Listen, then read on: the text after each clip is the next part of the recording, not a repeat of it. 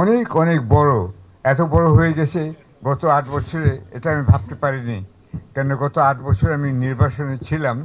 এটা যতই দেখি তত বিস্ময়কর একটি প্রকল্প মনে হয়।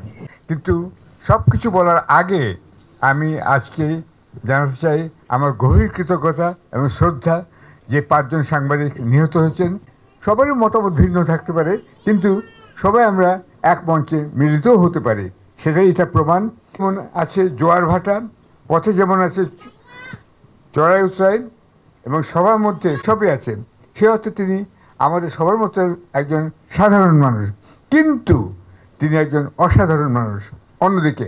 কারণ তিনি এসব বাধা বিপত্তি অতিক্রম করে তিনি আজকে এখানে শুধু নিজেই আসেননি, আপনাদের সবাইকে তুলে নিয়ে এসেছেন।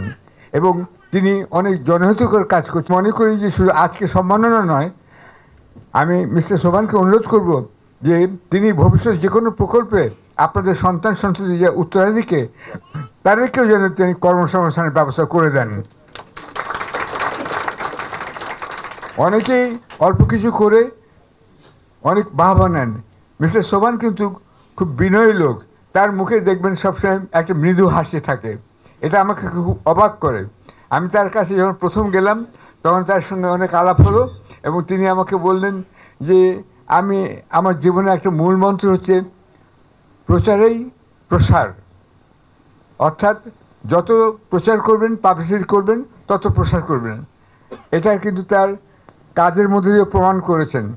তার পত্রিকা কালের কণ্ঠ, মিডিয়া কমপ্লেক্স এবং বাংলাদেশ প্রতিদিন, আপনি জানেন, সর্বাধিক প্রচারিত সংবাদপত্র। এবং শুধু তাই নয়, বসুন্ধরা আবাসিক এলাকা সবচেয়ে নামকরা আবাসিক এলাকা, সম্ভ্রান্ত এলাকা হিসেবে এবং নিরাপদ এলাকা হিসেবে পরিচিতি পেয়েছে। এবং আমি শুনেছি তিনি এখন একটি হসপিটালের প্রতিষ্ঠার দিকেও মন দেবেন। এবং আমি মনে করি সেটা যদি হয় তাহলে সেটাই হবে কিন্তু সিঙ্গাপুর, ব্যাংকক এবং ইন্ডিয়ার এই 3টি দেশের যে কোনো হাসপাতালের চাইতে উন্নত মানের হাসপাতাল হবে। আমি আশা করি তিনি সেটা করবেন। কেননা মানুষ তো সফল হয়, মানুষ তো ব্যর্থ হয়। এই সাফল্য আর ব্যর্থতার মধ্যে দিয়ে সকলেই কিন্তু আমরা সামনে এগিয়ে যাই। তিনি শেষ পর্যন্ত চূড়ান্ত ফিরে যতই তার বিরুদ্ধে অপপ্রচার বা প্রচার হোক না কেন, তার বিচার হবে ওখানেই যে তিনি একটা সফল একজন উদ্যোক্তা। এয়ারপোর্টের কাস্টমস লন্ডনের ধরেছিল, তুমি টয়লেট পেপার নিয়ে যাচ্ছ বাংলাদেশে, তোমার দেশে টয়লেট পেপার নাই? এটা ওরা খুব অবাক হয়েছিল। এই প্রশ্নটা কিন্তু কেউ করে না কখনো আমাকে, এবং তিনি করেছিলেন। এবং টিস্যু পেপারও আমি দেখি বাজারে এখন ফেড টিস্যু এবং অনেক টিস্যু পেপার ছিল, সেগুলো আমদানিকৃত। তিনি যা কিছু করেছেন এখানেই করেছেন। যাই হোক, দূরদর্শী ব্যক্তি যে সেটা বলা উচিত এই জন্য যে তিনি শুধু যে নিউজ প্রিন্ট ফ্যাক্টরি বা টিস্যু পেপার, টয়লেট পেপার সেগুলো শুধু নয়, শপিং মল একটা করেছেন, যেটা কিন্তু বাংলাদেশের একটা আইকন শপিং মল হয়ে দাঁড়িয়েছে। তাছাড়া তিনি স্কুল করেছেন একটা, বিজ্ঞাপনে বেশি। আমি মনে করি এই স্কুল হলে পরে ইন্ডিয়ার আয় কিছুটা কমবে এবং এখানে অনেকে পড়াশোনা করতে তাদের ছেলেপেলেদের পাঠাবেন। আমি ইন্ডিয়া বিরোধী বলে কথা বলছি না, আমি কিন্তু ইন্ডিয়া বয়কট করার আন্দোলন সমর্থন করি না। আমি মনে করি ইন্ডিয়াকে বিট করতে হলে ওনার মতো উদ্যোক্তাদের প্রয়োজন আছে এবং তারা পারবেন, আমরা পারবো। আমাদের ডক্টর ইউনূস এরকম একজন উদ্যোক্তা হিসেবে এবং ব্যাংকার হিসেবে এবং নোবেল বিজয়ী হিসেবে ইন্ডিয়াকে বিট করেছেন। আপনারা হয়তো বলতে পারবেন না রবি ঠাকুর ছাড়া ইন্ডিয়ার আর কোনো, চট করে বলতে পারবেন না আর কে নোবেল প্রাইজ পেয়েছেন।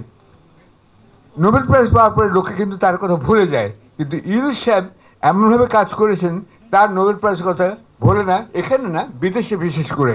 সেই জন্য আমার বলতেই হবে, পূর্ববর্তী ফ্যাসিস্ট সরকার আমার বিরুদ্ধে যেরকম ঝাঁপিয়ে পড়েছিল, ইউনূসের বিরুদ্ধে তার বিরুদ্ধেও ঝাঁপিয়ে পড়েছিল। ইউনূস সাহেব যদি আজ যে ছাত্র জনতা আত্মত্যাগ করেছেন তারা যদি সেখানে না থাকতেন তাহলে ইউনূস সাহেব থাকতেন আজকে জেলখানায়। এটাও সত্য কথা, তাই নয় কি? কিন্তু সেটাও ইউনূস সাহেব সেই বাধা অতিক্রম করেছেন। সে একইভাবে আমি দেখতে পাই যে এই দূরদর্শী উদ্যোক্তা মিস্টার আকবর সোভান নানাবিধ প্রকল্পে মন দিচ্ছেন। আমি জানি না তার মাথার মধ্যে কী ঘোরে। আমি আর একটু কথা বলতে চাই যে একটা প্রতিষ্ঠান গড়ে তুলতে আমিও চেষ্টা করেছি, কিন্তু একটা প্রতিষ্ঠান সফল হতে লাগে সম্মিলিত প্রচেষ্টা।